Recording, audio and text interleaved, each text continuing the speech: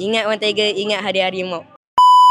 Nama saya Yusuf Aiman, umur 12 tahun. Awak main position apa dalam team and kenapa suka position tu? Saya main striker.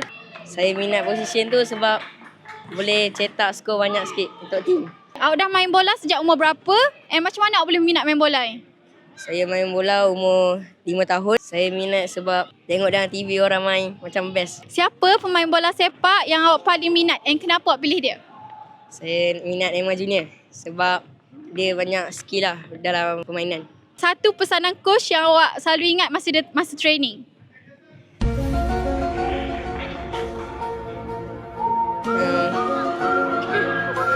Satu step terbang. Untuk malam ni awak lawan team apa? Cuba komen sikit perasaan awak menentang game malam ni. Tim yang kita lawan malam ni Kesuma dengan Mofiro. Lawan dengan Mofiro memang geram lah dia. Rasa nak tibai memang gitu. Ingat One Tiger, ingat hari-hari mau.